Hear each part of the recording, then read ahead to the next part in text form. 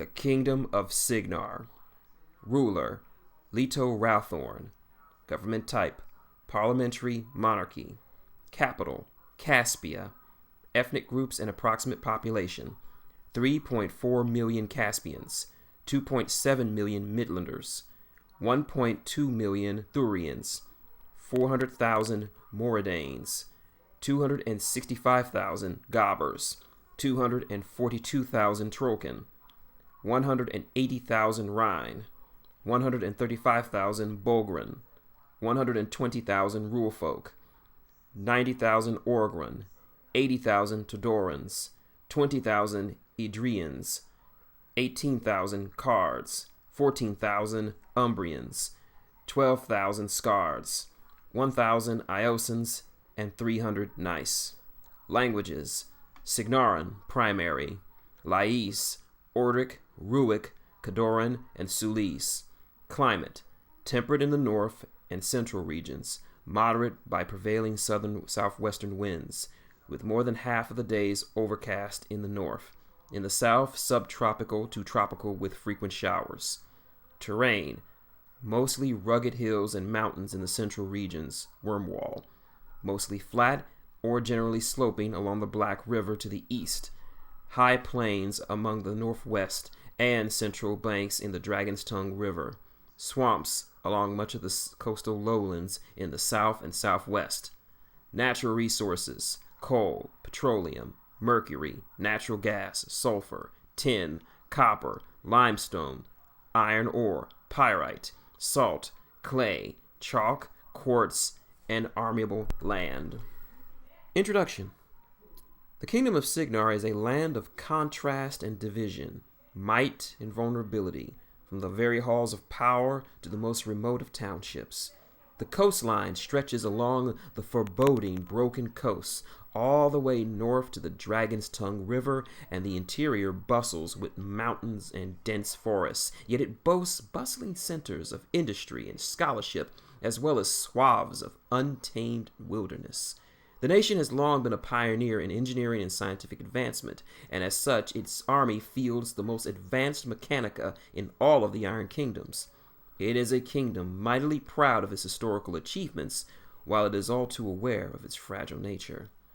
Despite temporary lulls in hostilities, the threat of war looms over Cygnar. In recent months, the Thornwood has fallen to Cador, and the Protectorate of Minoth was beaten back just before its zealous forces could take the very capital itself. Even now, the armies of Crix and the recently discovered Scorn Empire test its western and eastern borders. Yet despite all these threats, Cygnar endures. Historically, Cygnar's people have been thought to be welcoming and fair-minded, with a diverse population representing many races and creeds, an economy that encourages trade with other kingdoms, and a government receptive to foreign envoys.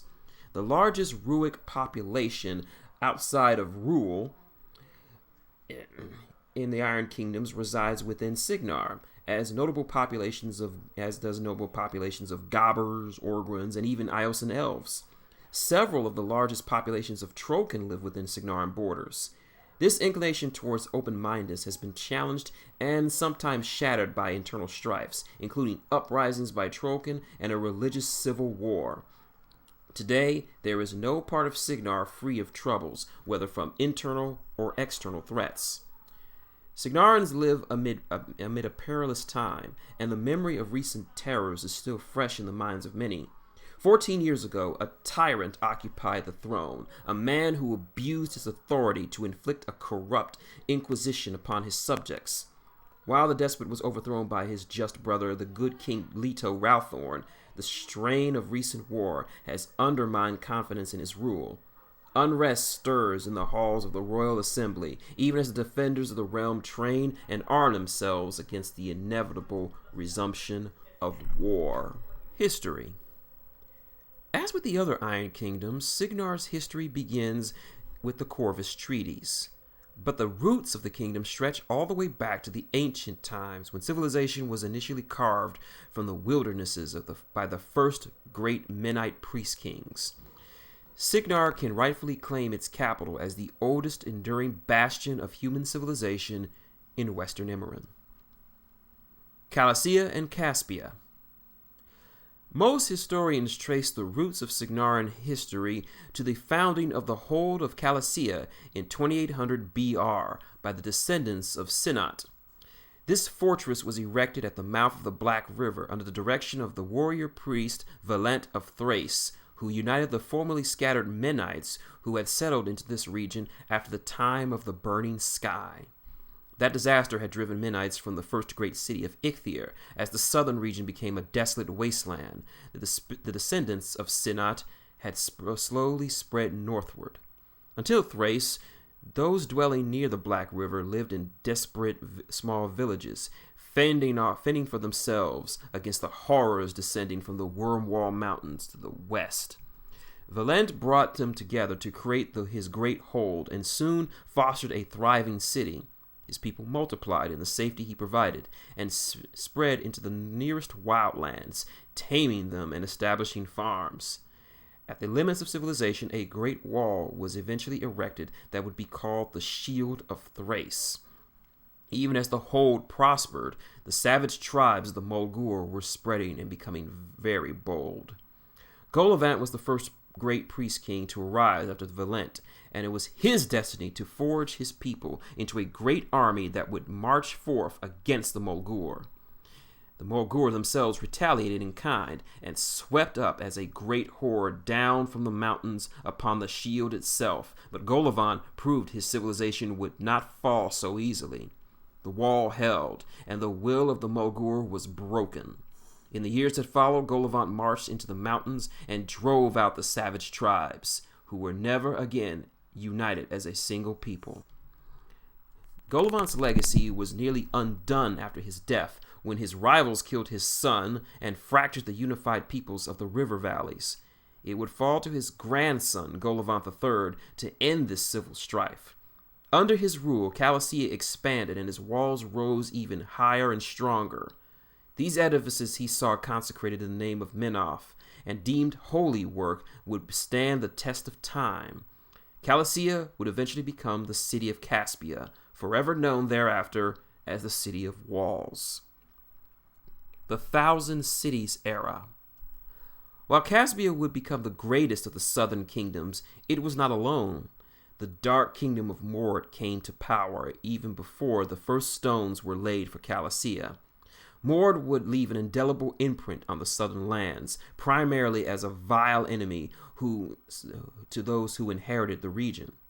Whereas Golovant was blessed with the favor of Menoth and used his powers to eradicate the Mulgur, the Mord took another, darker path. Despite being founded by the descendants of Cynat, it turned from the creator of man and swore pacts with dark, unholy beings.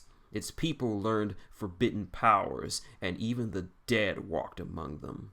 As Caspia prospered in the south after the collapse of the Mulgur, other fiefdoms and townships across western Immoren arose. During the Thousand Cities era, fortified towns across the region looked to the needs of their own people, engaged in trade and waged the occasional war.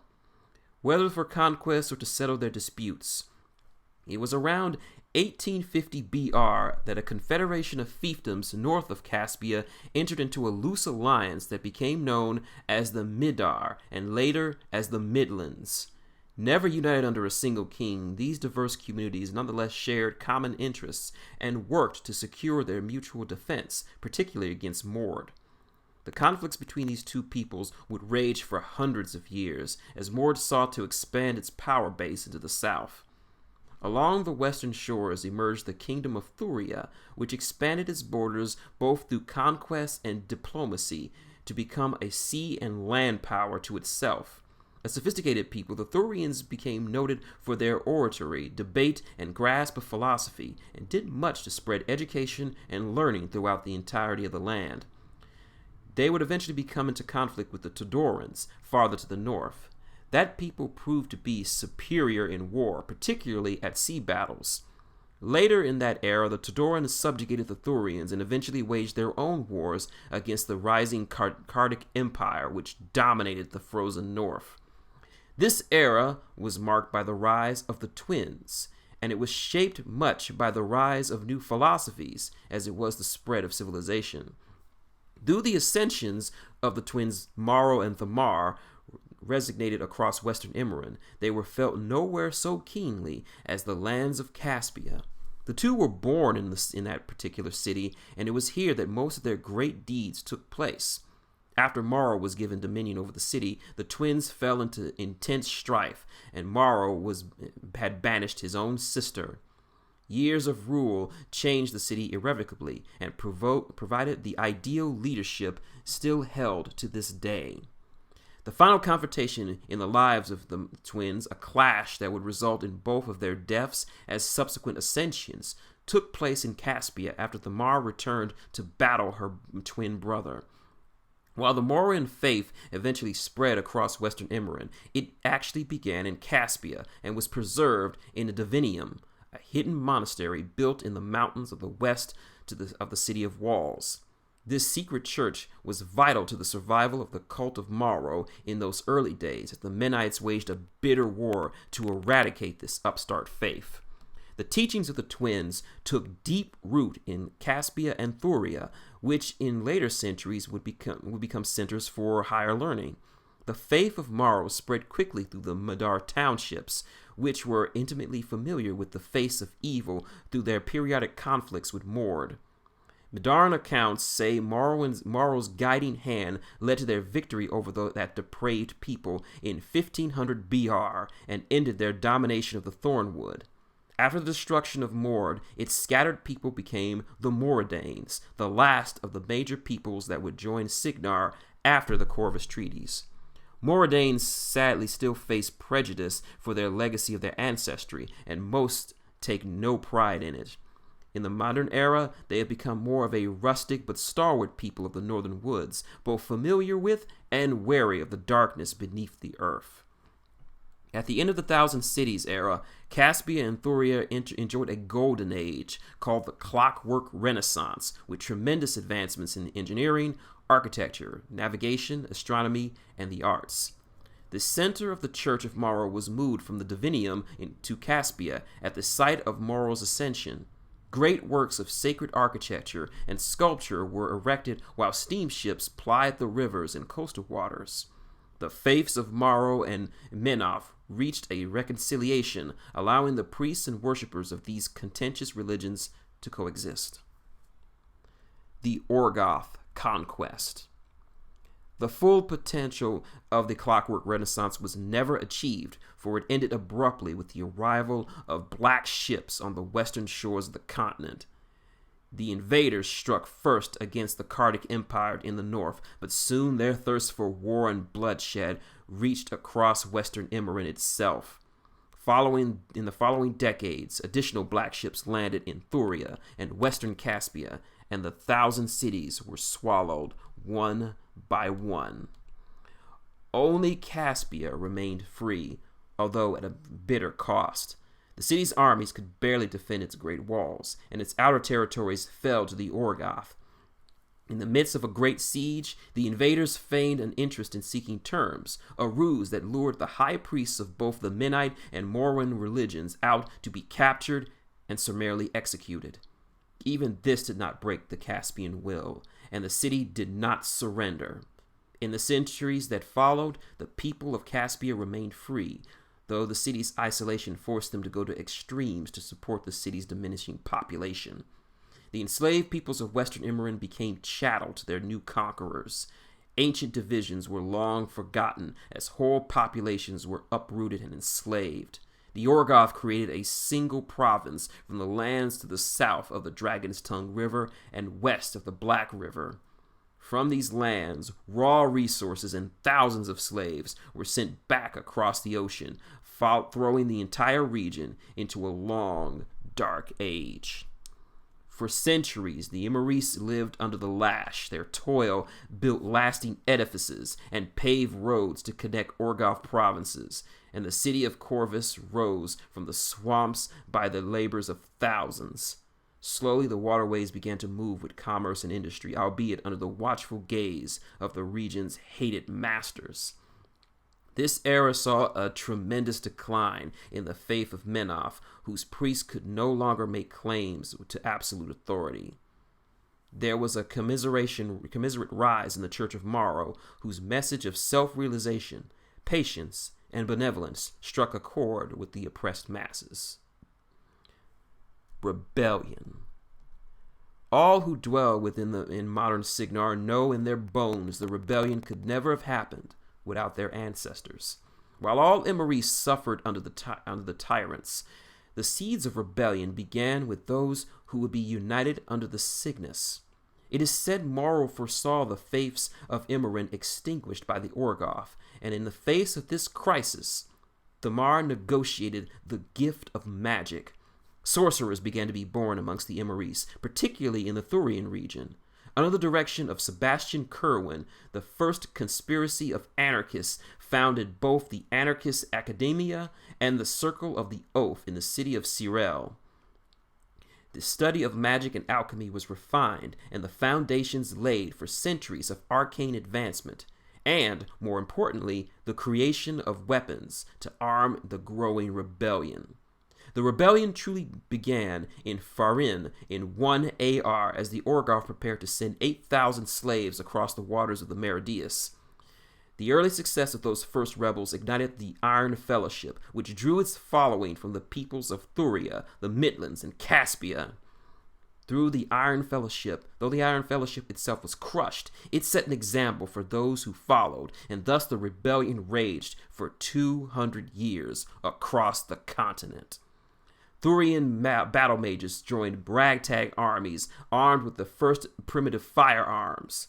Ultimately, however, it would be the Colossals that would drive the Orgoth away, and their invention was inexorably bound up in Cygnaran innovation. The great foundries of Caspia would assemble these great machines using materials provided in an agreement with the northern nation of Rule. The construction of the Colossals was risky and by no means assured, endangered near the end by Cardic spies who stole plans for the great machines and built their own colossal foundries in Korsk.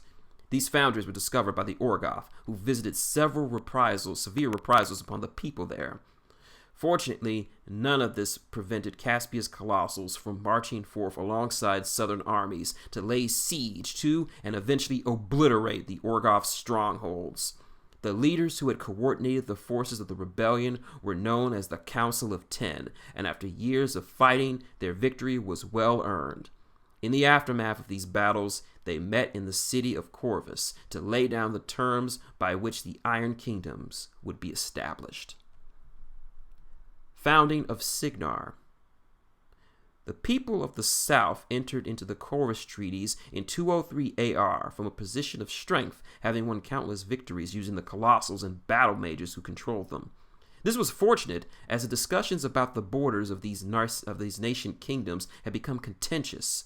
Northern delegates were eager to restore the ancient borders of the Cardic Empire, but this was gradually deemed unacceptable in light of the divisions wrought by over 6 centuries of foreign rule. In the end, the Council of Ten settled on the borders established by the Orgoth in the creation of Cygnar, Cador, Lael, and Ord. Thus, southern Thuria, the vast Midlands, the forest that once became home to the Moridanes, and Caspia joined to become the nation of Cygnar. Once established, Cygnar began the work of rebuilding and recovery. The first king was Benevik of the Caspian house of Govant, who was crowned Benevik I, and also known as Benevik the Bold, by the Council of the Ten. His armies had borne the banner of the gold Cygnus on the field of blue, and thus it became the symbol of Cygnar. Benevik ably managed the early years of Reconstruction, enforcing peace during a chaotic time. He created the Royal Assembly as a body for the kingdom's nobility to enact laws under the will of the king for the common good. Benevik is noted for entering into equitable terms with the Trollkin of both the Thornwood and the Gnarls, represented by the only Trollkin to sit on the Council of Ten, Grindar of the Torlok Kriel. He also cemented a formal friendship with Rule in 204 AR, which resulted in the Treaty of Enclaves in Cygnar. Benevik offered rule several pieces of land deep in the Wormwall Mountains, and in turn the dwarves contributed tremendously to the rebuilding of Cygnar cities, while establishing their own thriving enclaves, subject to Ruic rule. Similar treaties were eventually adopted in the other Iron Kingdoms as well. Benevik's death during a hunting accident stalled reconstruction efforts and put the continuance of the Cygnar government in peril. The next 5 years saw continuous political strife as no less than 13 claims were made to the throne. Much of this bickering had to do with the uncertain state of Cygnaran law regarding noble lines dating back from the Thousand Cities era. Cygnaran's early laws defaulted to the Caspian predecessors, which made no stipulations for the bloodlines of Thuria or the Midlands. The unstable political situation offered opportunities for outside meddling. Harold of Bloodsbane, descended from one of the great Midland houses, called on Lycian's support to help him seize the throne in 223. This was accomplished with very little bloodshed, and his success forced some stability on the capital, although his court remained a hotbed of intrigue. Harold was indebted to his Lycian allies and was pressured into accepting unfavorable trade terms, as well as hosting a large number of troublesome Lycian ambassadors at the royal palace.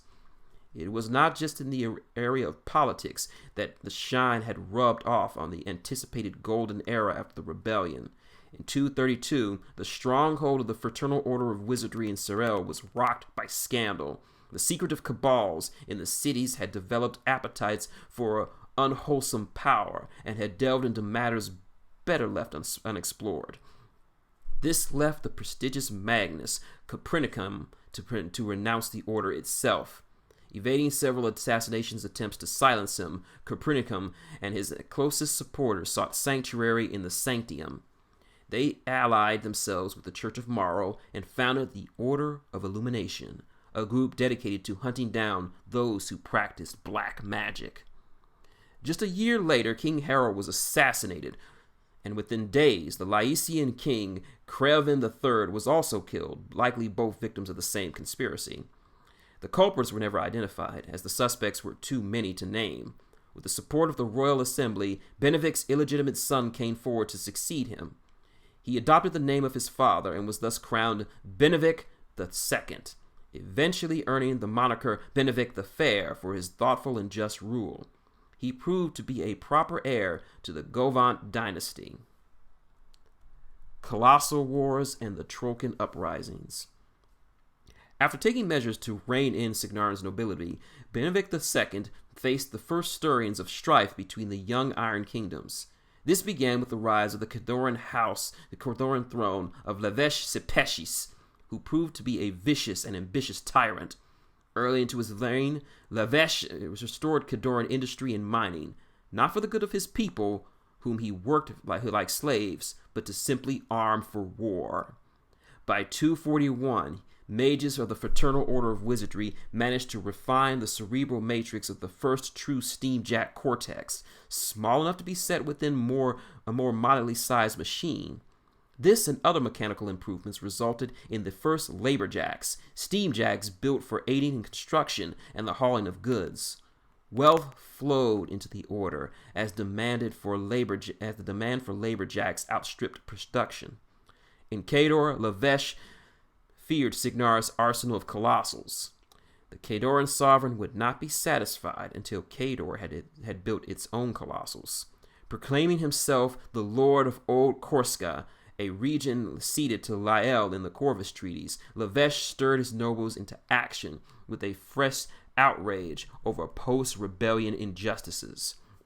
He encouraged a conspiracy that began with the infiltration of the Fraternal Order of Wizardry by Cadoran agents.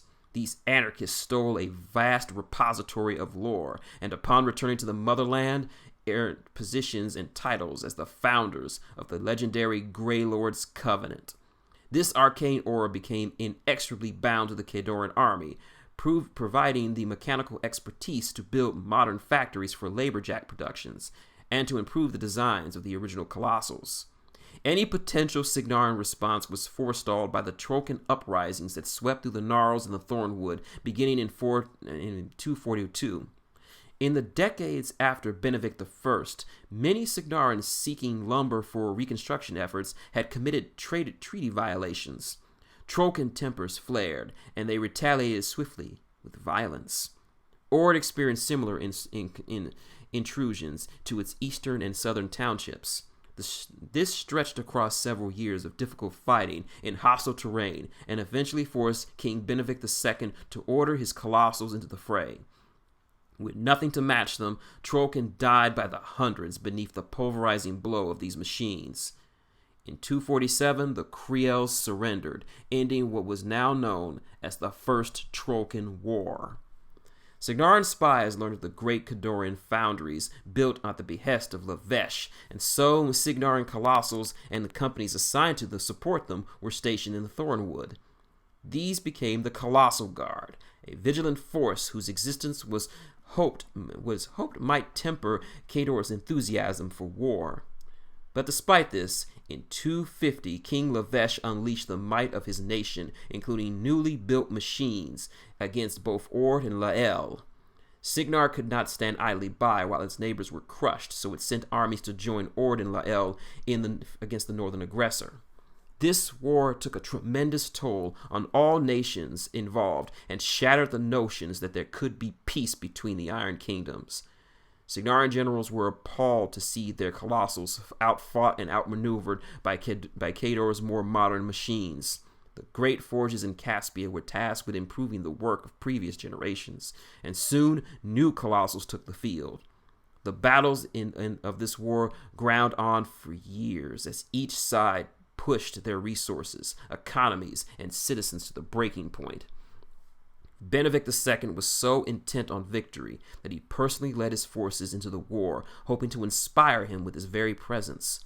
While this was initially effective, he was eventually ridden down by Cadorian cavalry, and his severed head was paraded before the horrified Cygnaran lines. This might have shattered the morale of the grief-stricken Cygnaran army, but Benedict's heir, Woldred, had been fighting nearby and rallied the soldiers to avenge their king. Woldred proved to be more of a worthy successor as he pushed the Cadorians back in victory after victory, gaining momentum that took him nearly to Kursk itself. In 257, with its treasury bankrupt and its army in full retreat, Cador surrendered, finally ending a 7-year-long conflict.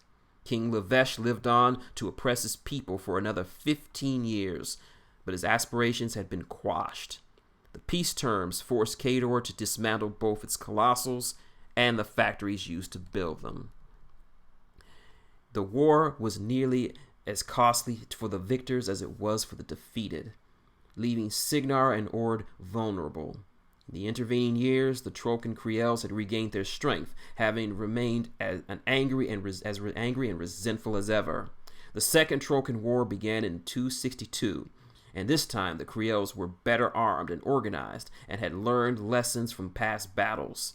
Taking advantage of the difficult terrain in the Great Forests, they defeated Cygnar's colossals. Built to lay siege and to fight other great machines, colossals were ill-equipped to give chase through the trees after smaller bands of elusive skirmishers.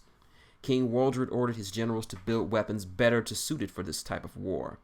This gave rise to the modern warjack, smaller machines, better able to navigate the more treacherous battlefield conditions.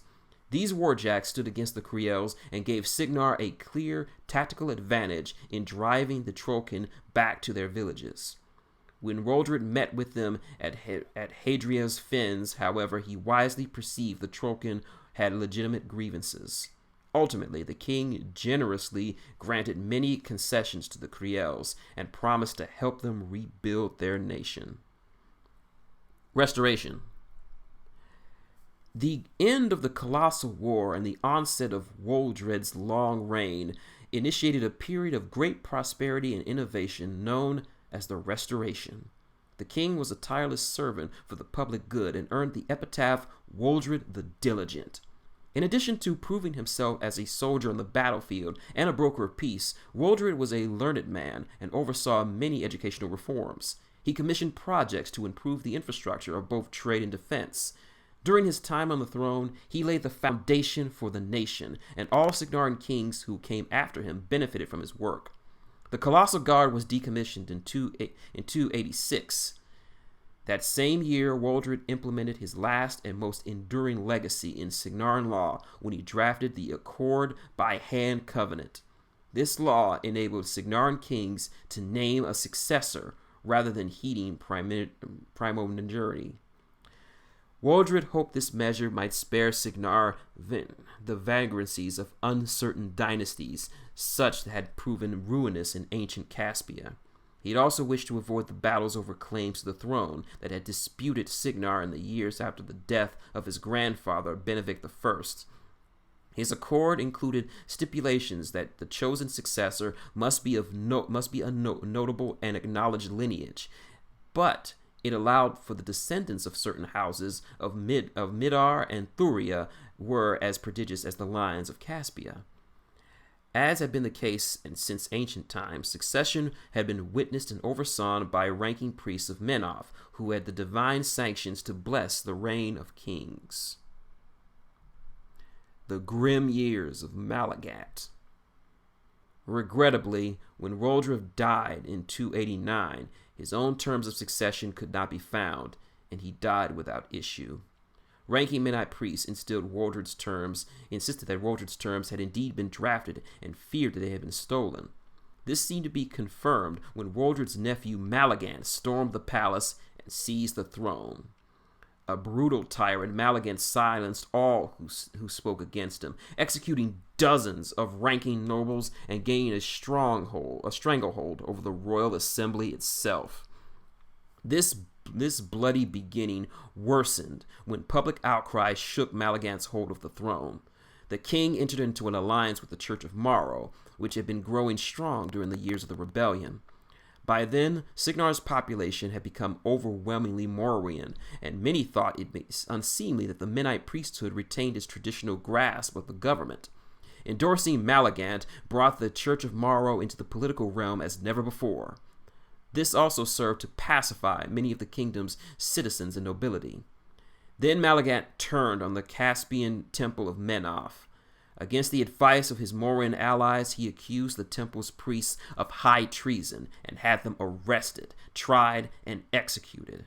By 290, over 200 Menite priests and officials had been sent to the gallows. This provoked years of severe religious unrest and created a lasting rift between the two faiths. Once secure in his power, in 293, King Malagant decreed the Church of Morrow to be the state religion of Cygnar, and all ancient rights once granted to the Menite priests were hereby revoked.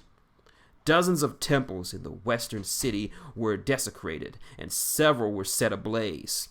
Malagant sent the army into the city, allegedly to protect Menite citizens who he had ordered relocated to the eastern city while seizing their assets for the crown. The city east of the Black River became home to the city's Menite minority, cementing the religious division for years to come. Subsequent generations debated at length that Malagant's actions and his worth as a king. Most argue that the elevation of the Church of Morrow was the only positive aspect of his reign. Others insisted that he had set in motion events that would lead to the Sigaran Civil War. For better or for worse, Malagant the Grim had left his indelible mark on the nation of Cygnar. The threat of northern expansionism. By 293 AR, the year 293 AR also marked the beginning of what would eventually become known as the Border Wars, as Cador launched new offensives to recover lands it considered its own. The timing of this conflict was no coincidence, really.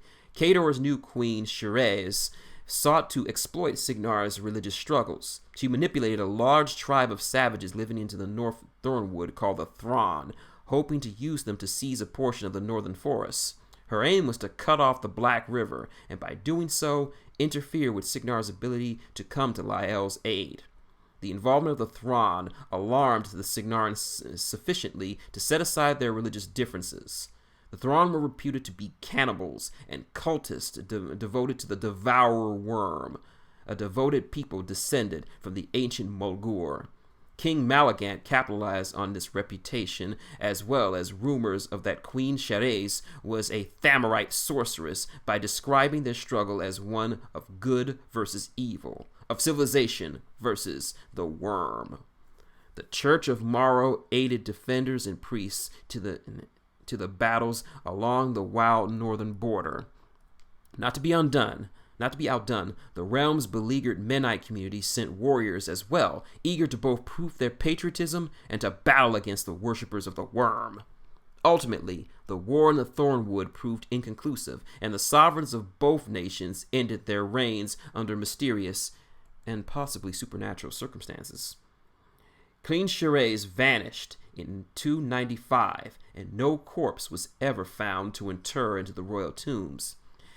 King Malagant suffered from a number of personal tragedies during the course of the war, including betrayal by one of his champions and the death of his beloved queen. 2 months after Sherez vanished, Malagant died of an unnatural wasting disease. Yet the deaths of these sovereigns did not end the border wars. Given that Malagant's claim to the throne had been dubious and Waldred's terms had never been discovered, the Cygnar court was once again left to debate the line of succession. In the interim, the military assumed control of the nation. The Cadoran transfer of power resolved itself more quickly.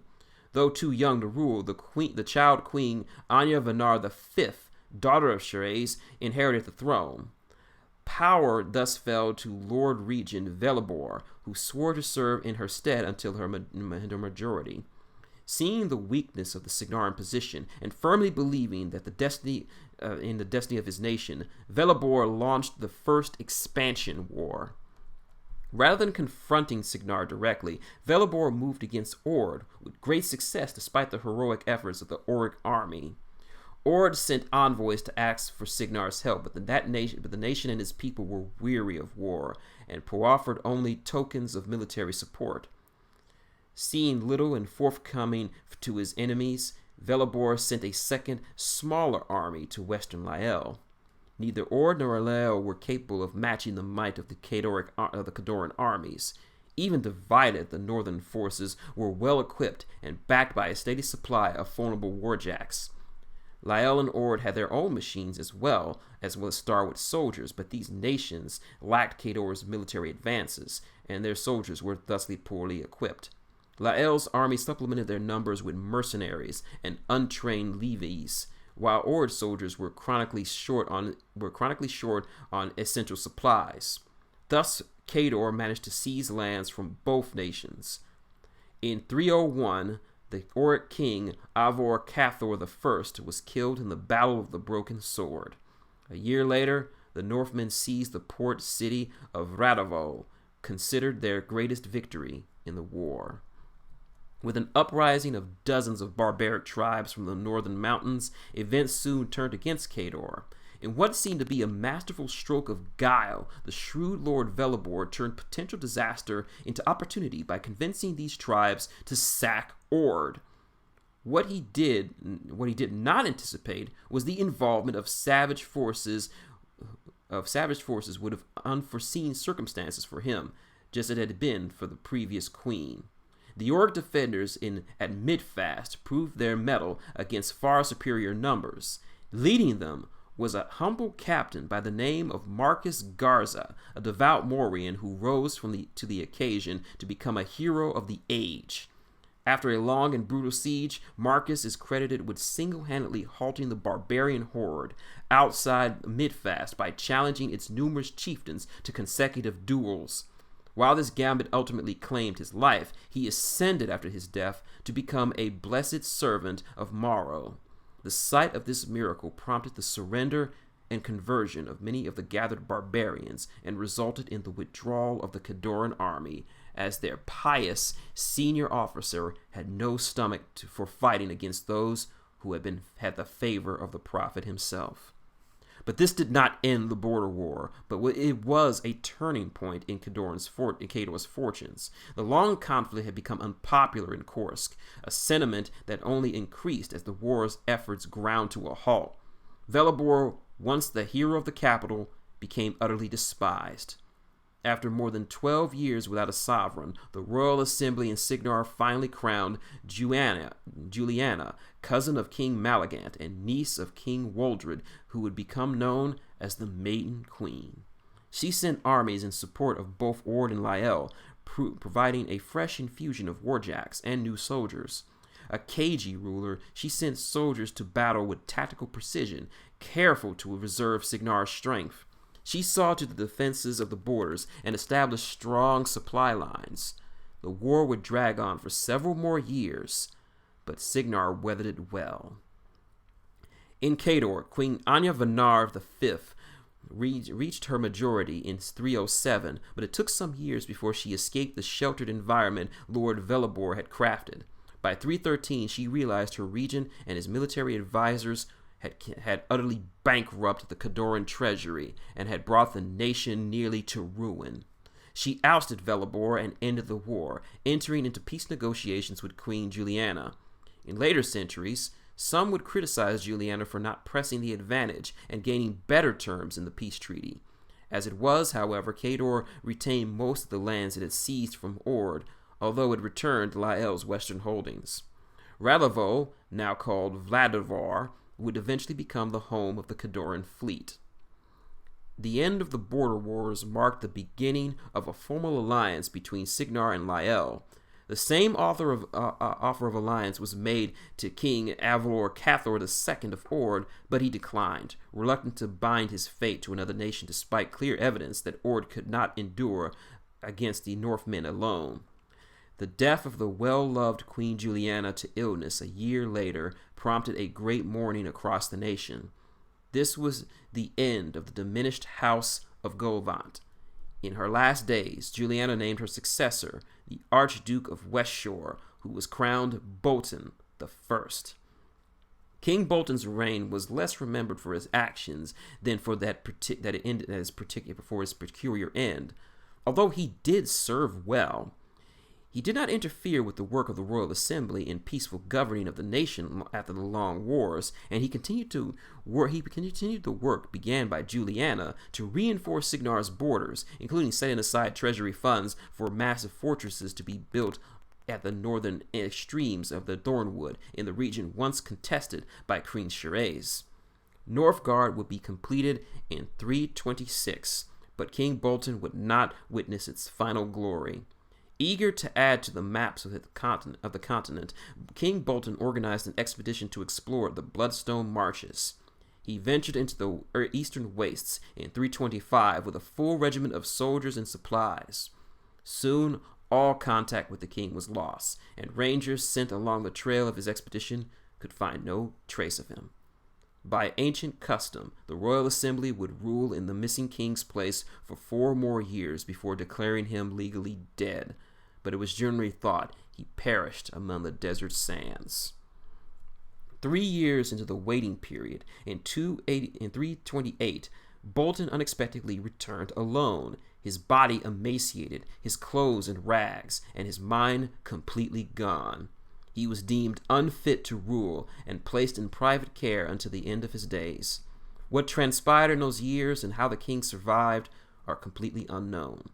A host of artistic works have explored this topic, but Bolton's incoherent madness remains a mystery.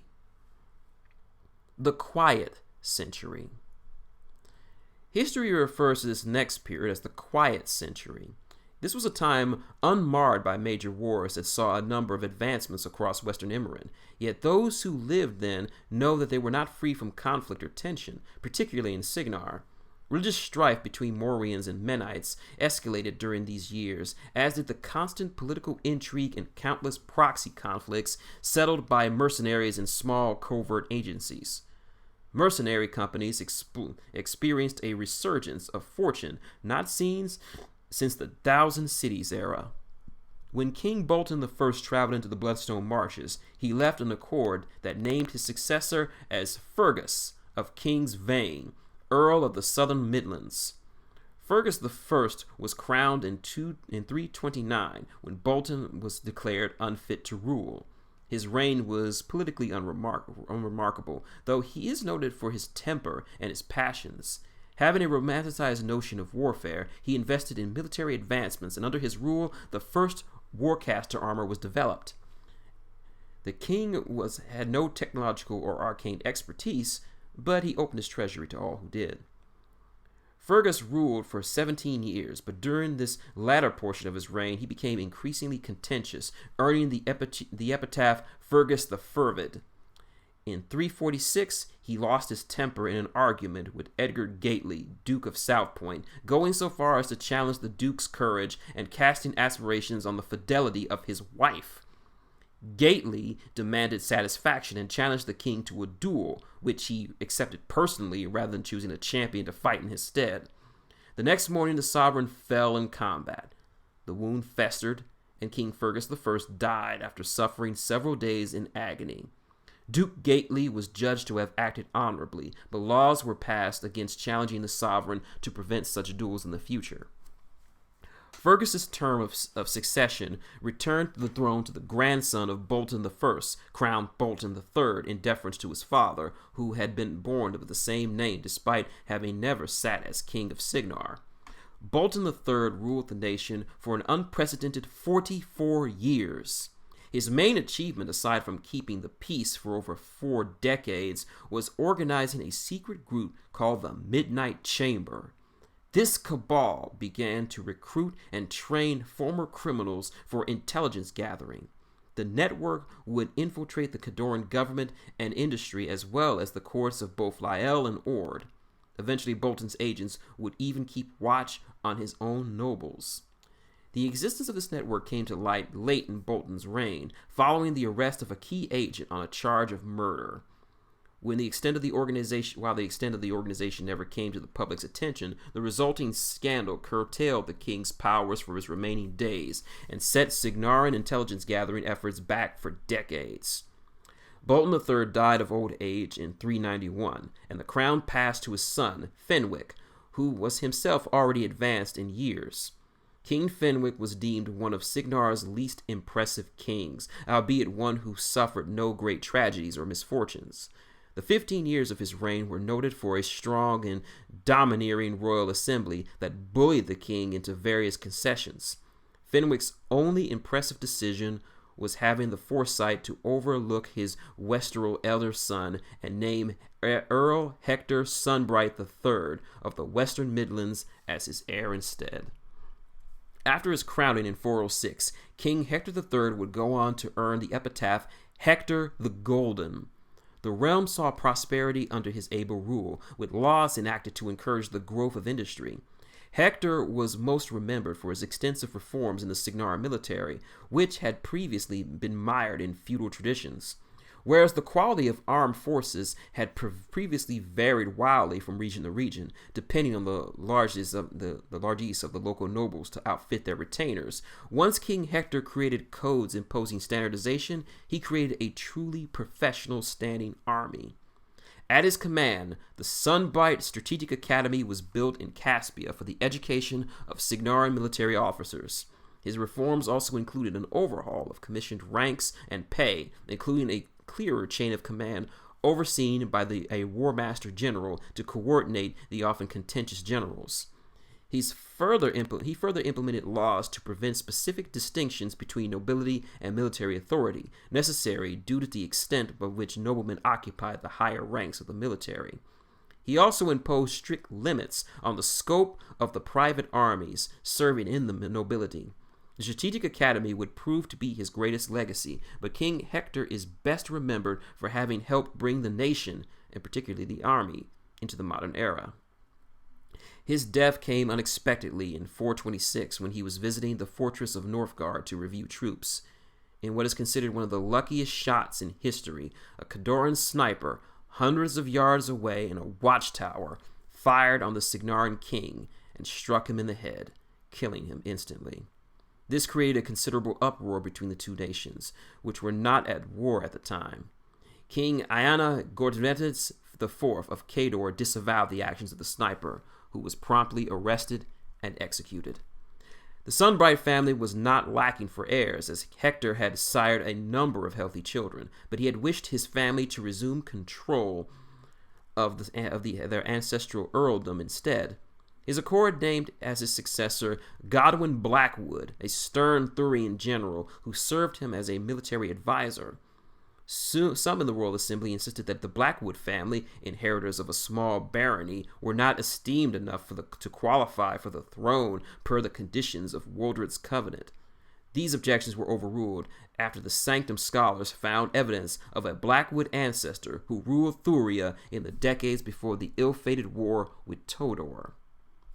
King Godwin went on to become the Iron King, a name he earned for his stern demeanor and his dedication to the realm's defense.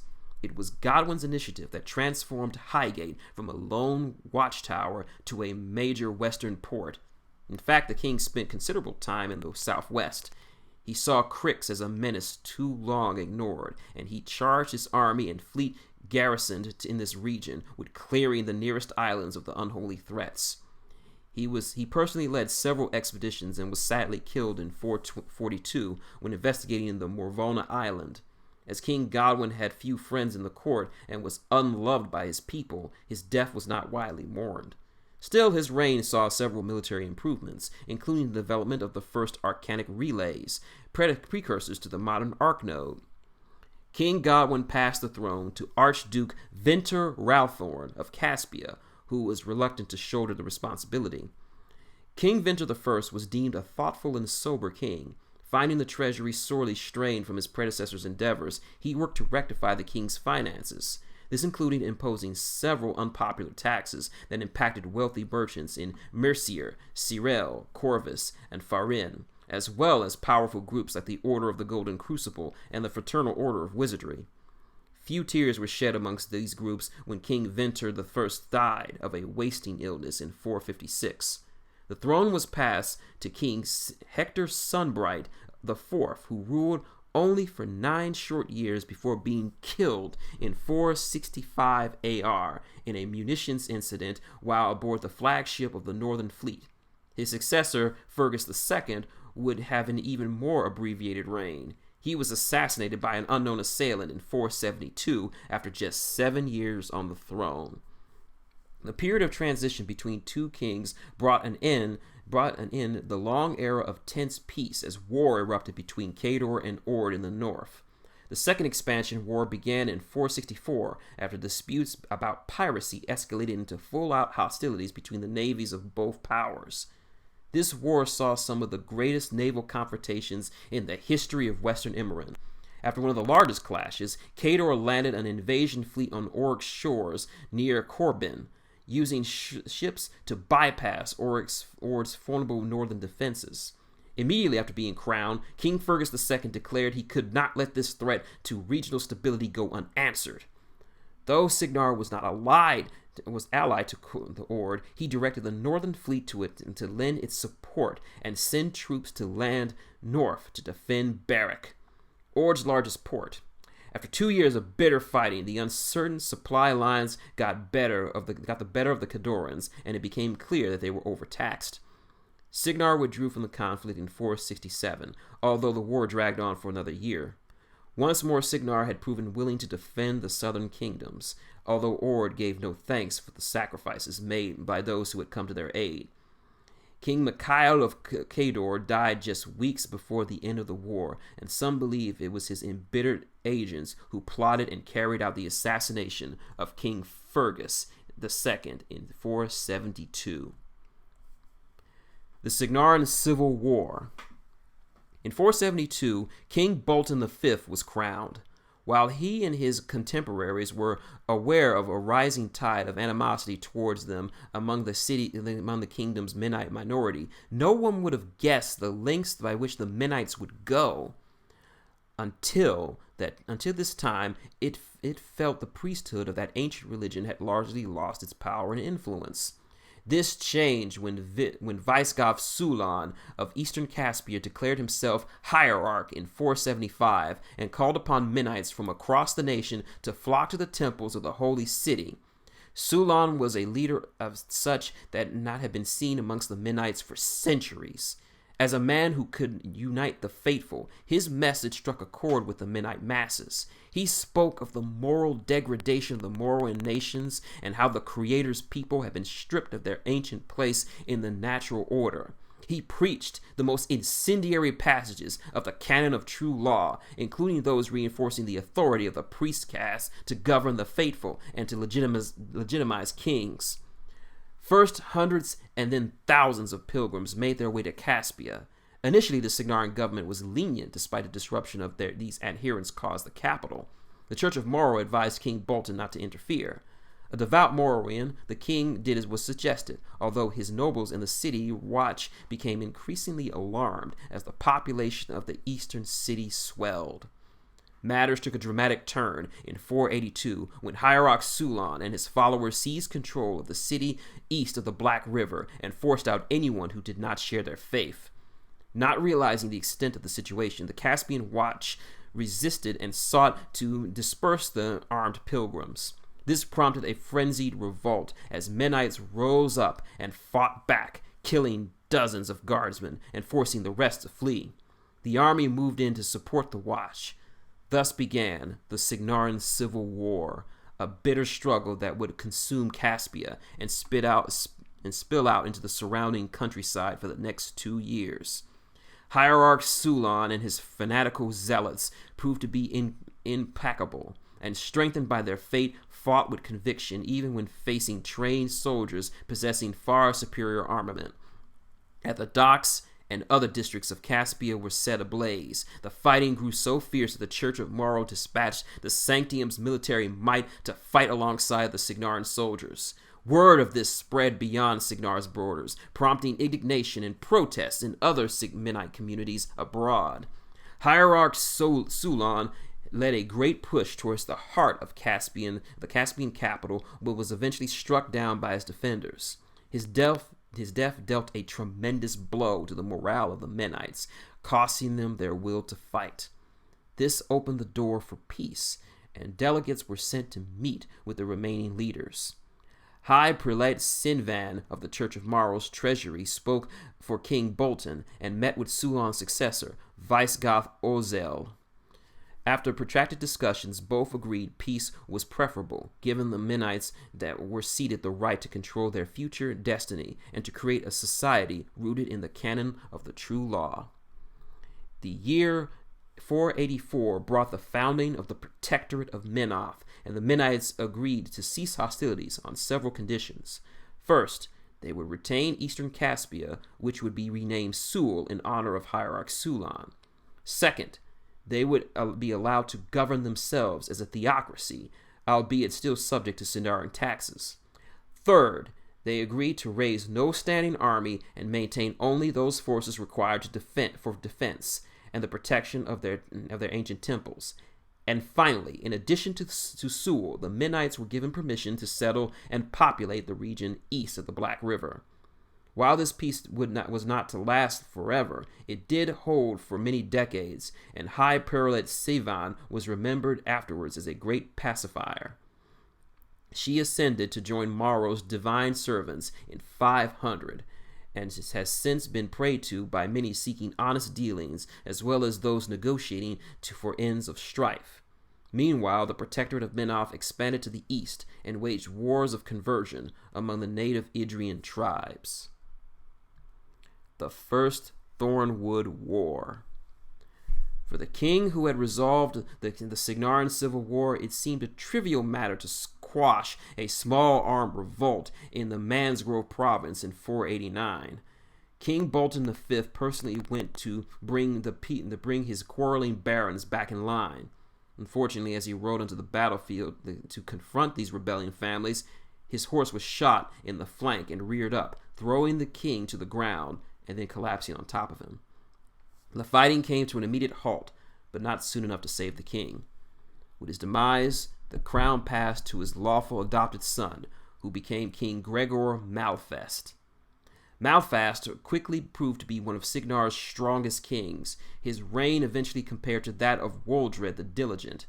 He led his nation into an era of unprecedented growth. The royal treasury, nearly depleted after the rebuilding necessitated by the Civil War, soon filled with coin.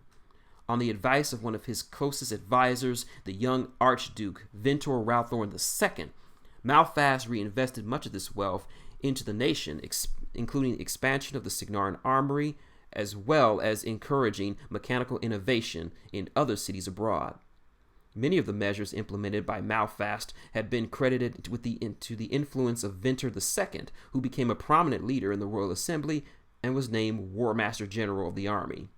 Civil improvements were eclipsed by the threat of northern aggression that began with the rise of King Ruslan Vigor in Kursk, a fanatical Mennonite sovereign whose sanity was soon questioned. King Vigor did not hide his hatred for other kingdoms, particularly Cygnar, or his dreams of restoring old glories to Cador. He made it plain in his speeches that he saw himself as Cardovic reborn and felt it was his destiny to be the anvil upon which the Moran nations would be pounded into submission.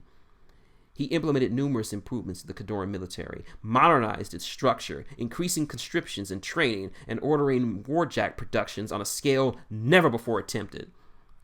Mad as though he may have been, Vigor possessed a shrewd cunning. He launched the Thornwood War in 510 by initiating a bold gambit against Western Lyell, sending the bulk of his nation's famed cavalry to harass the border defenders there. Since ancient times, the horse lords of the North had earned battle acumen, battle acclaim, and no war had ever been fought without them. As the cavalry was considered the vanguard of the Cadoran army, the Lais believed its presence indicated a full invasion was about to hit their borders. Thus, they sent urgent missives to their longtime ally, and King Malfast responded at once, sending Ventor II to lead his army to intercede. Traveling up by flotilla of the Black River, the army was able to rush to Lyell's defense. While this overt threat had its intended effect, King Vigor and the bulk of his army, including the nation's vast arsenal of warjacks, entered the Thornwood. They carved a path straight through the forest towards Cygnaran territories beyond, making use of the strength of their warjacks to raise a path 200 miles long that would later be called the Warjack Road. Meanwhile, King Vigor employed hundreds of expert forest fighters drawn from the Scarsfell to surround the city of Feling and intercept all emerging patrols and messengers. Vigor hoped to delay Cygnar's awareness of the Cadoran army's progress as long as possible. Several brave members of the Cygnaran Resistance Service, or the CRS for short, in Feling escaped the murderous cordon around the town to discover Vigor's column. They risked their lives to get word of this to the nearest army garrisons, while ranking rangers made haste to head off Cygnar forces led by Ventor II that were converging on Lyell. Desperate soldiers drawn from the nearest townships did what they could to stall the Cadoran army's passage through the Thornwood, while Ventor II committed his army to a forced march through the Bloodstone Marches towards the Thornwood. The outnumbered Cygnaran forces gave their lives at the Battle of Deep Gulch, and Thornwood to slow Vigor's advance, while others struck from his exposed supply lines. They employed all manner of desperate stratagems, including leading the Cadoran column into the midst of one of the largest Trollkin villages in the southern forests. All of these gambles had the effect of turning the Cadoran column from its intended course, forcing the invaders to reach the Dragon's Tongue River nearer to Port Bourne than had they intended to their destination of Corvus. The Battle of the Tongue in 511 was the key engagement in this short but brutal war. The vanguard of the Cadoran army crashed into the smaller Cygnaran army, led by the warcaster Drake Cathmore, as he defended the Stone Bridge, the only sizable river crossing. During the battle, Kolden commander Karchev was drawn out of a position by Colonel Cathmore, and his forces were annihilated by the superior Cygnaran firepower. The dying Karchev in turn slew Cathmore with a burst of raw arcane power. This battle gave the defenders of the bridge time enough to move their artillery, which they used to fire on the advancing Cadoran forces, being led by Vigor himself.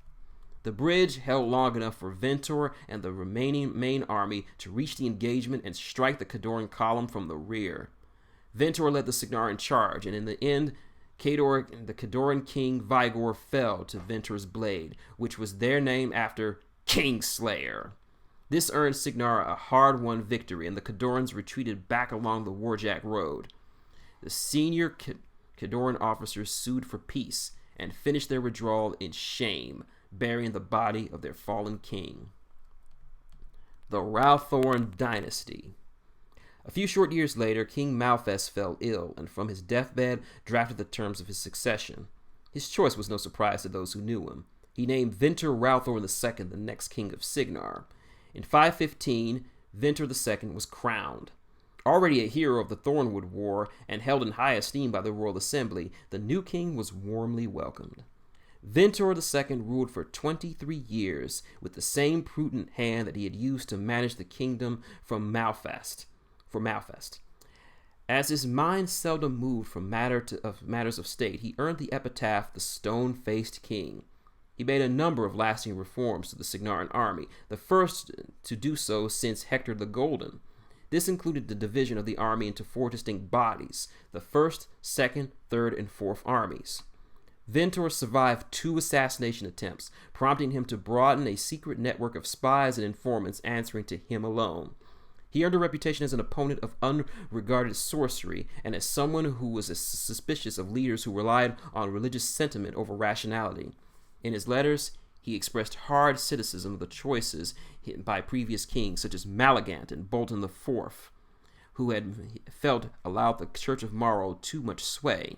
He strongly believed that Bolton IV had dealt with the protectorate of Menaf too leniently at the end of the Civil War. Ventor imposed far heavier taxes on the Menites, using this income to enact his extensive military reforms and to pay for the beginnings of the railway that would one day traverse the kingdom.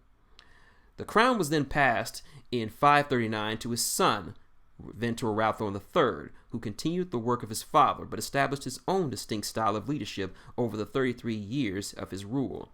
Ventor III would prove to be an even harsher man than his father. Not well loved, but certainly feared and respected, he was known as the Stoneheart.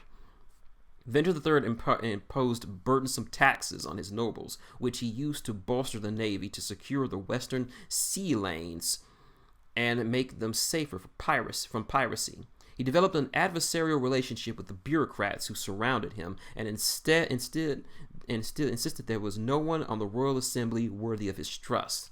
He dismissed his court advisors, including the priests of Morrow, preferring the, quote, counsel of his own mind, unquote. One of his sterner measures was to increase the use of debtors' prison for hard labor. Debtors were put to work in quarries and mines and worked for long, grueling hours. Many of these prisoners died before clearing their debts, but the kingdom prospered. This era saw the resumption of border skirmishes with Cador in the north, as well as periodic difficulties with the increasingly belligerent protectorate of Menaf.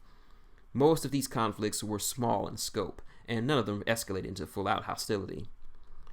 Ventor III had 2 sons, his heir, also named Ventor, and a younger son named Leto. Both were raised on a strict regimen to prepare them for rulership and duty. The elder son was rigorously trained in statesmanship and swordplay. Leto's course had yet to be determined, and he was given a greater leeway to pursue his own interests. Even a younger prince was expected to fight well and to know military tactics and strategy, so when Leto began to favor the Church of Morrow and investigated becoming an initiate into the clergy, his father commanded he take a commission in the Cygnaran army instead. While this was not his preference, Prince Leto proved to be a skilled and insightful officer and a natural-born leader. Ventor the Stoneheart died suddenly and suspiciously in 576, but his passing was ultimately deemed death by illness. There was no reason to suspect he wished anything but for his eldest son to take his place, yet some found it strange that no terms of succession were ever found. Regardless, Ventor Raelthorne IV was crowned and immediately set about consolidating his authority. It soon became clear that whatever severity had existed in his father, Ventor IV was darker and crueler by far, and in time he would become known as a paranoid tyrant. Whereas his father and grandfather had been skeptical of religion and warned against such institutions meddling in politics, Ventor IV demonstrated outright hatred for organized religion, particularly the Church of Morrow. This topic is said to have prompted several heated arguments between Ventor and his younger brother. Only Leto was granted the luxury of such a debate. All who ever questioned the king were silenced. The new king took charge of his father's network of spies and informants and broadened their purview. He recruited heavily among those who had been dishonorably discharged from the military for violence and enlisted the aid of ruthless but skilled wizards from the Fraternal Order of Wizardry. The office he created became known as the Inquisition, a shadowy order that was not formally acknowledged as a branch of the Cygnaran government until 582, with the passage of the Edict Against Unlawful Sorcery and Witchcraft. This brought the agency into the open, but it's been prowling the halls of power for years beforehand. The official purpose of the Inquisition was to root out sorcerers and witches, which the two were considered synonymous. Ventor's actual beliefs concerning the threat represented by such arcane practitioners is unknown, but clearly he believed unregulated sorcery might be used as a weapon by his enemies.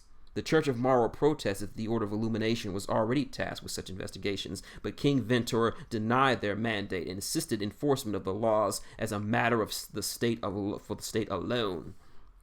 The Inquisition doggedly tracked down and imprisoned hundreds of sorcerers, cultists, and alleged witches. Beginning with the public trial of 7 suspected sorcerers in Corvus in 584, public judgment became a frequent spectacle. Inquisitors proved to be just as effective in rooting out and disposing of vocal dissenters, even those only suspected of sedition. Ventor made sure agents of the Inquisition were seen throughout the realm. Not even the smallest town or village was safe from their investigations. They established examples whenever they traveled, such that the common citizens felt obliged to report any suspicious activity, lest they themselves be deemed involved in treasonous plots. This created a palpable atmosphere of terror across the kingdom. A sudden rash of violent attacks and raids along Cygnar's western coast began in 584, forestalling any public outcry concerning the excesses of the Inquisition. The nightmare empire of Crix was no longer content to lurk among the outer islands while its pirates raided the broken coasts. Terrifying black ships sailed against the fleets of Cygnar and emerged victorious. Hosts of the undead landed on the shores of Cygnar, joined by bloodthirsty Satyryxes, as well as blighted Trollkin and Orgoth. This escalated into a 4-year war known as the Scarred Invasions, during which the mainland glimpsed the true strength of Crix. Entire towns and villages along the coast were utterly annihilated, and the corpses of the slain were dragged away to be transformed into the walking dead. For all his paranoia, Ventor IV proved to be a formidable war king, and personally led his armies against the Crixian menace, fighting alongside his brother Leto, who had risen to the rank of general. Counterstrikes against Crix cost much in lives and resources, yet Ventor IV was not deterred. Both king and prince proved themselves with courage and valor in these battles. At great sacrifice, Cygnar drove the armies of the dead from their shores. Ventor's ferocity in battle made him a hero of the war, and it would have been years before his tyranny overshadowed his legend. His paranoia only grew, as did his cruelty. In the aftermath of the Scarred Invasion, Prince Leto was named War Master General of Cygnar. Though the king believed his brother weak, he thought his own bloodline was less likely to betray him. This would soon prove to be a great error in judgment. The Lion's Coup. Prince Leto watched his brother and was appalled by the tattered state of Cygnar law and justice. Leto served as best he could and attempted to mitigate his brother's excesses through his own good works. He turned to Primarch Arius, leader of the church, for advice, and his struggle between his filial loyalty and his deep-seated Morean ethics came to a head in the winter of 594. A decade after the brothers fought side by side in the Scarred invasions, Prince Leto led a palace coup to remove Venter from power. Leto's position as War Master General put him in a unique position to organize the coup. He was able to take the measure of Ventor's senior officers to determine which were loyal to the king and which had troubles with conscience over the king's tyranny. He was also able to gauge the temperament of the royal guard in the palace, many of whom were suffering from similar doubts. Among those who joined Leto against their king was Magnus Arlen Castler of the Fraternal Order of Wizardry, Curlian Ebenhard IV, heir to the Northern Midlands, Arlane Runewood, heir to the Eastern Midlands, a senior general named Oslin Turpin, and the warcaster Sebastian Nemo, a veteran leader of the Scarred invasions. One of the young members of the Royal Guard who joined Leto was Coleman Stryker, who would eventually become one of the realm's most decorated commanders. These men led a force that battled through the castle Raelthorne and conquered the east wing of the palace. Despite his failings as a king, Venter was a swordsman without equal. His bloodthirst and honed skills made him practically invincible. All reports of the battle confirmed Venter himself cut down scores of Leto's men. Bearing his grandfather's sword Kingslayer, he carved his way through everyone in his path.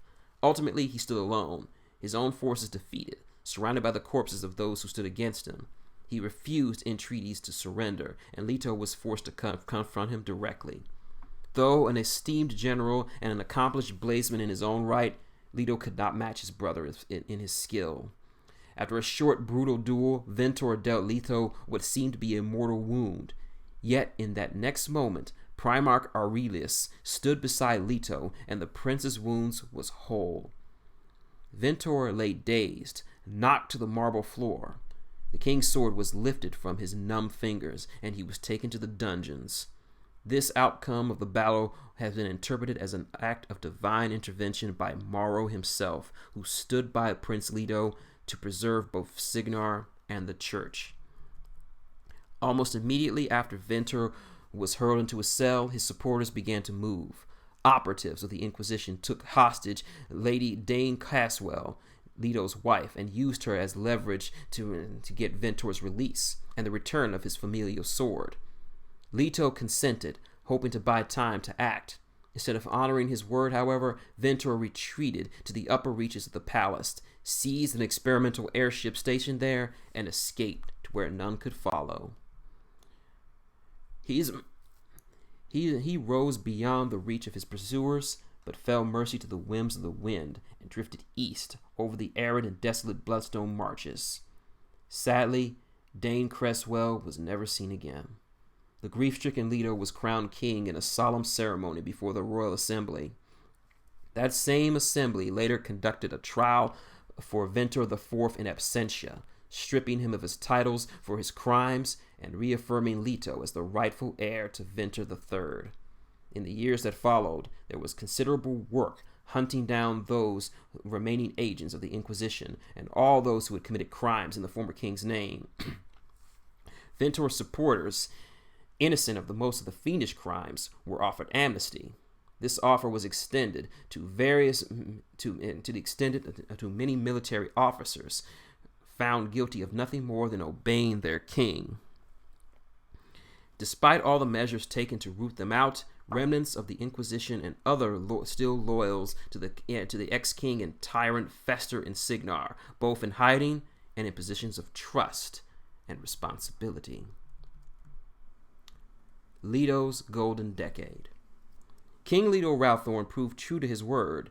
He restored Cygnar and erased the legacy of fear left by his brother. The kingdom experienced almost 10 years of growth, flourishing trade, and the harmony and efficiency seen as the hallmarks of a fair and just government. Leto fostered mechanical innovation and advancements that brought his armies formidable new weapons, while his work to better his people through other sovereigns was advancing more sinister plans. The dark clouds of war began approaching the kingdom. Current wars. The first foreshadowing of what would come to arrive in 603 with an attack from an unexpected source. From across the Bloodstone marshes came an strange, inhuman race called the Scorn, bent on conquest and domination, beginning with the northern city of Corvus. Witnesses identify Ventor Raelthorne IV leading them, and it became clear that the former king had done the impossible. He had led an army across the impossible desert to strike at Cygnar. With new cruel allies, he intended to seize back the throne, using Corvus as a staging point for a greater invasion. This threat was so great that the very spirits of the dead Cygnaran heroes rose up in defense of their nation, and the attackers repelled. King Leto began to consider a strike against one or more of his nation's enemies as early as 604, after intelligence suggested threats from multiple quarters. The Protectorate of Menoth, in particular, had been flagrantly defying its treaties and had amassed an army just east of the Black River. Reports from the Broken Coast suggest the Crixian Empire had recovered from its losses from the Scarred invasion, and its fleet had begun to stir. The war drums of Cador's queen, Anya Vanar the 11th, were growing louder as a wave of nationalism swept through the nation. Leto hesitated, afraid any action against one enemy would leave Cygnar vulnerable to others. Even as King Leto and his war council debated their options, Cador sprang into action, sending the full strength of its army east into Lael. The Cadoran army, led by Commandant Gulavant Irisk, swept aside the border defenses, which included thousands of Cygnaran soldiers there to support their allies. This was the opening salvo in the Lycian War, which would again redefine the borders of the Iron Kingdoms. Cygnar rushed to Lael's defense and was quickly caught up in a series of increasingly desperate battles. With the collapse of Lael's western defenses, the soldiers sent to the northern front proved insufficient to blunt Cador's momentum. Through several months of fighting, the Cadorans pushed forward inexorably, seizing more and more territory. Soon they began to siege Merewyn, the capital. Cygnarans fought bravely alongside Lycian allies, but were forced to withdraw as Cador attacked the Thornwood, threatening to cut off Cygnaran supply lines and threatening the northern borders themselves. After the Cygnaran withdrawal, the Lycians soon surrendered. To celebrate her great victory, Queen Anya declared herself the first empress of a new Cadoran empire. Just as Leto feared, the war emboldened Cygnar's enemies. To the east, the Protectorate rose up in full defiance of Cygnaran laws. Claiming the Protectorate was divinely guided by the Creator himself, Hierarch Voil declared a grand crusade against the Morian nations. The crusade began with a short-lived siege on the walls of Caspia before the Sul-Menites soon began raiding deep within Cygnar's borders, destroying the rail lines necessary to support the Northern War.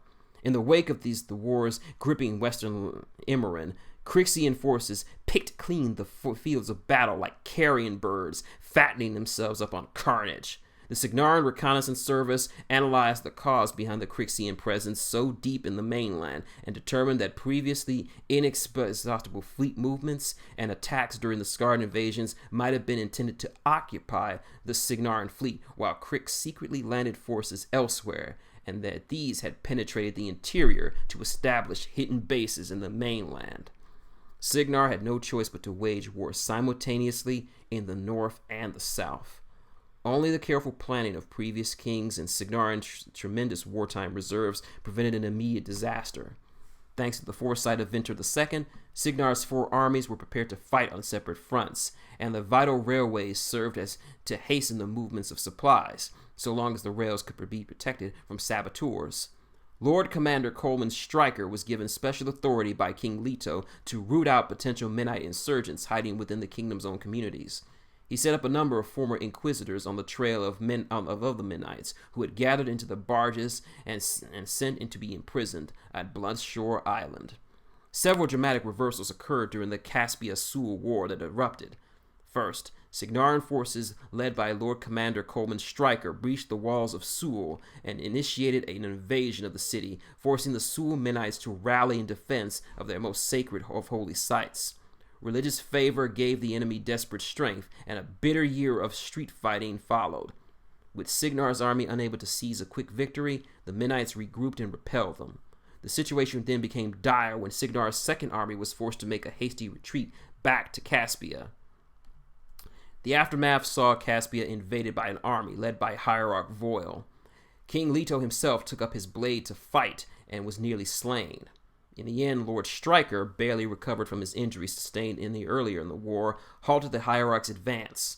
Like Sulon in the Civil War, Voil was struck down and killed, and the loss of the hierarchs shattered the Mennite morale. Voil had already carved a path of destruction through the ancient capital, however. A tentative ceasefire was arranged between Caspia and Sul as the Mennites withdrew. The war in the north would prove to be even more difficult than the one occupying the capital. Although the first siege of the Northgard was lifted and the Khadorans were forced to withdraw, both sides endured heavy losses. Fighting in the south took its toll and left Cygnar utterly overextended. Meanwhile, the Khadorans hastily reinforced, diverting men and supply lines from Lael. After several months, Gullivan Irusk mustered an army far better prepared to deal with the defenses of Northgard, which remained depleted. Simultaneously with a siege on the western city of Feling, his forces attacked Northgard with renewed forces and eventually toppled the fortress. Cygnar's first army was forced to retreat from the Thornwood, which was then claimed by the Khadorans. Though the first army took up positions along the fortifications lining the Dragon's Tongue River, including Port Bourne, Stonebridge Castle, and Corvus, it had lost the forest. Cygnar was in no position to refuse the ceasefire the Khadorans' empress offered, even knowing the Khadorans would not pause its advance for long. Uncertain times. Cygnar presently stands at a bleak position with its borders tested on all sides. Even as war raged in the north and south, the Scorn returned from the east to test the defenses of the east wall and Fort Flock. Trollkin have again stirred within the interior. Although Crix appears to be more active in the mainland, its fleet still menaces shipping along the broken coast. No one trusts the fragile calm between armed nations braced for the next onslaught of war. Near each of the embittered borders, hospital tents to desperately tend to the injured, and many of Cygnar's cities are now host to refugees. Local militias stand ready to protect its citizens, but they know they are ill-prepared to deal with the horrors of true war. All of this strife and warfare had an effect on the general stability of the realm and the strength of the crown. King Leto, standing with the people and his nobles, has suffered, despite awareness that he has thus held the realm against all threats.